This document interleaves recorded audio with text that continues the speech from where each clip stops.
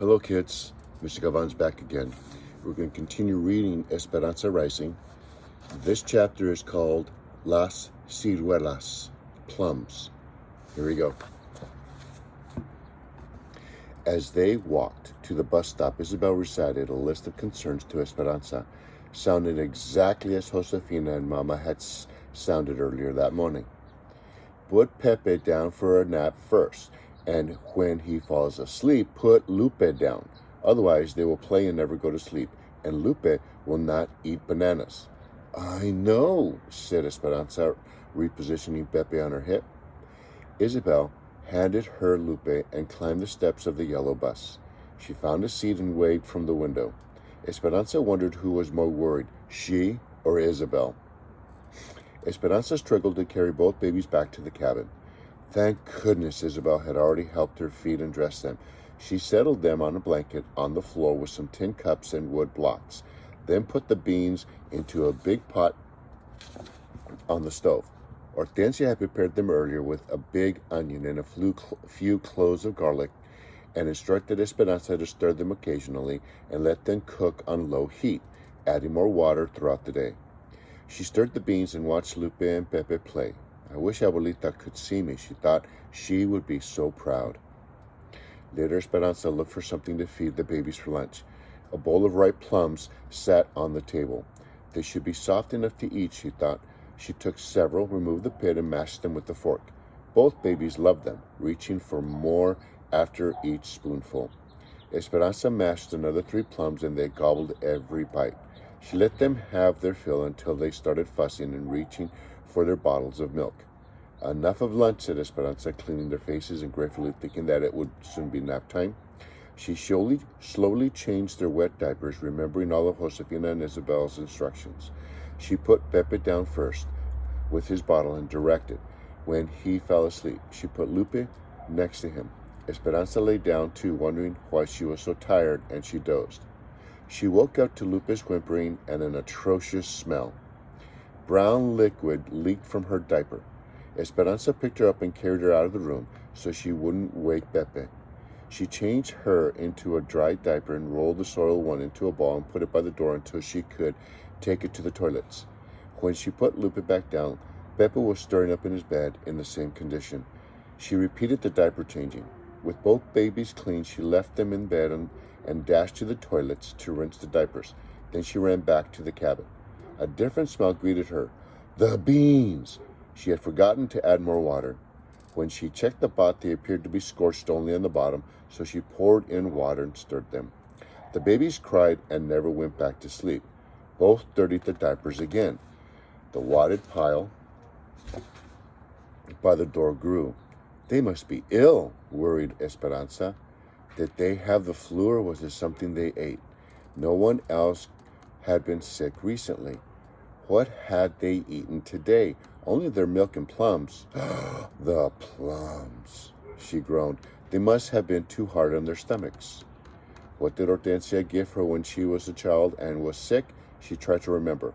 Rice water. But how did she make it? Esperanza put a pot on the stove and added a cup of rice. She wasn't sure how much water to add, but she remembered that when rice didn't come out soft, Hortensia always said it needed more water. She added plenty and boiled the rice.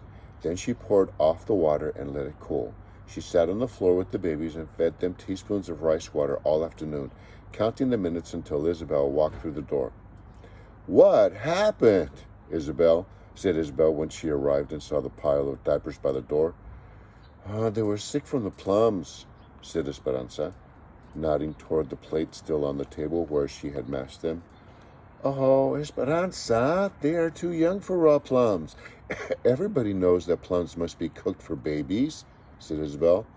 Well, I'm not everyone, Esperanza yelled. She dropped her head and put her hands over her face.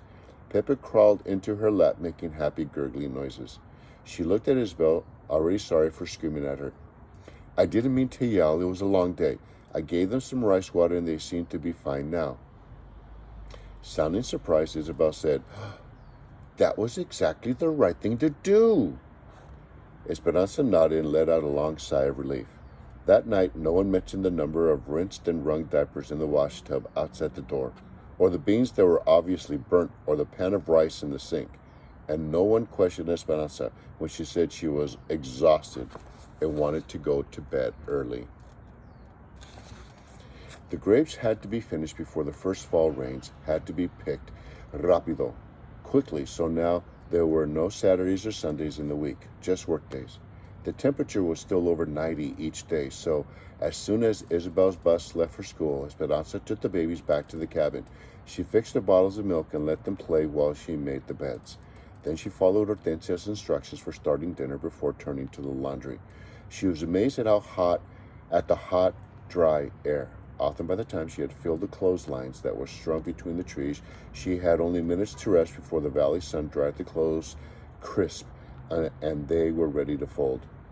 Irene and Melina came over after lunch, and Esperanza spread a blanket in the shade. Esperanza liked Melina's company. In some ways, she was a young girl, sometimes playing with Isabel and Celia, or helping Esperanza gossip as if they were school friends. In other ways, she was grown up, with a nursing baby and a husband, and preferring to crochet with the older women in the evenings. "Do you crochet?" Melina asked. "I know a little, but only a few stitches," said Esperanza, remembering Abuelita's blanket of zigzag rows that she had been too preoccupied to unpack. Melina laid her sleeping baby girl on the blanket and picked up her needlework. Irene cut apart a 50-pound flour sack that was printed with tiny flowers to use as fabric for dresses. Esperanza tickled Pepe and Lupe, and they laughed. "They adore you," said Melina. "They cried yesterday when I watched them for a few minutes. It took you to sweep the platform." It was true. Both babies smiled when Esperanza walked into the room, always reaching for her, especially Pepe. Lupe was good-natured and less demanding, but Esperanza leaned to watch her closely, as she often tried to wander away. If she turned her back for a minute, Esperanza found herself frantically searching for Lupe. Esperanza rubbed Lupe's and Pepe's backs, hoping they would go to sleep soon, but they were restless and wouldn't even settle though they had their bottles. The afternoon sky looked peculiar tinged with yellow, and there was so much static in the air that the baby's soft hair stuck out. "Today is the day of the strike," said Melina. "I heard that they are going to walk out this morning." "Everyone was talking about it last night at the table," said Esperanza. "Alfonso said he is glad that everyone from our camp agreed to continue working. He is proud that we won't strike." Irene continued working on the flour sack and shaking her head. "So many Mexicans have the revolution still in their blood. I am sympathetic to those who are striking, and I'm sympathetic to those of us who want to keep working.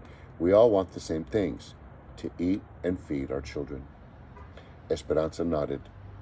She had decided that if she and Mama were to get Abuelita here, they could not afford to strike. Not now. Not when they were so desperately needed money and a roof over their heads. She worried about what many were saying. If they didn't work, the people from Oklahoma would happily take their jobs. Then what would they do?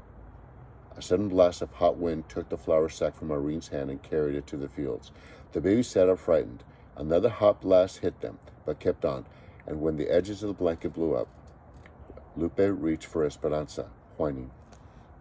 Irene stood up and pointed to the east. The sky was darkening with amber clouds, and several brown tumbleweeds bounced toward them. A royal of brown loomed over the mountains. "Una tormenta de polvo." "Dust storm," said Irene. "Hurry." They picked up the babies and ran inside. Irene closed the door and began shutting the windows. "What's happening?" asked Esperanza. "A dust storm, like nothing you've ever seen before," Melina said Melina. "They are awful." "What about Mama and Hortensia and the others, Alfonso and Miguel? Are they in the fields?" "They will send trucks for them," said Irene. Esperanza looked out the window. Thousands of acres of tilled soil were becoming food for La Tormenta, and the sky was turning into a brown swirling fog. Already, she could not see the trees just a few yards away. Then the sound began, softly at first, like a gentle rain, then harder as the wind blasted the tiny grains of sand against the windows and metal roofs. The dirt showered against the cabins, pitting everything in its path. Get away from the window, warned Irene. The dirt and wind can break the glass. The finer dust seeped inside, and they tried to seal the door by stuffing rags under it. Esperanza couldn't stop thinking about the others. Isabel was at school. The teachers would take care of her. But Mama, Hortensia, and Josefina were in the open shed. She hoped the trucks would bring them soon, and the fields. She could only imagine. Alfonso and Juan and Miguel, could they breathe? Irene, Melina, and Esperanza sat on the mattress in the front room trying to calm the babies. There was no relief from the heat in the closed room, and soon the air was hazy. Irene dampened some towels so they could wipe the babies and their own faces. When they talked to one another, they tasted the earth. How long does it last? Asked Esperanza. Sometimes hours, said Irene. The wind will stop first and then the dust. Esperanza heard a meowing from the door. She ran to it and, pushing hard against the wind, cracked it open. Isabel's kitten, Chiquita, darted in. There was no trace of her orange fur. The cat was powdered brown. The babies finally fell asleep, drowsy from the heavy air. Irene was right. The wind stopped, but the dust swirled as if propelled by its own power. Irene and Melina left with Melina's baby covered beneath the blanket and rushed to their cabin. Esperanza waited, nervously pacing the room and worrying about the others. The school bus came. Isabel burst into the cabin crying, "Mi gata, Chiquita!" Esperanza hugged her. "She is fine, but very dirty and hiding under the bed." "Are you all right?" "Yes," said Isabel. "We got to sit in the cafeteria all afternoon and play games with erasers on our heads, but I was worried about Chiquita." The door opened again and Mama walked into the cabin, her skin covered with an eerie brown chalkiness, and her hair dusted like the cat's fur. "Oh, Mama!" "I'm fine, mija," she said, coughing. Hortensia and Josefina followed, and Isabel put her hands on her cheeks in worried surprise. You look like raccoons," she said. All their faces had circles of pinks around their eyes where they had squinted against the dust. "The trucks could not find their way to the shed, so all we could do was sit and wait," said Hortensia. "We hid behind some crates and buried our heads, but it did not help much." Josefina took the babies next door, and Mama and Hortensia began washing their arms in the sink, making muddy water. Mama continued to cough. "What about Alfonso and Juan and Miguel?" said Esperanza. "If the trucks could not get to us, they could not get to the fields. We will have to wait," said Hortensia, exchanging a worried look with Mama. A few hours later, Juan, Alfonso, and Miguel arrived, their clothes stiff and brown, all of them coughing and clearing their throats every few minutes. Their faces were so encrusted with dry dirt that they reminded Esperanza of cracked pottery. They took turns rinsing in the sink, the pile of brown clothes growing in the basket. When Esperanza looked outside, she could almost see the trees, but the dust was still thick in the air. Mama had coughing spasms, and Hortensia tried to settle her with a glass of water.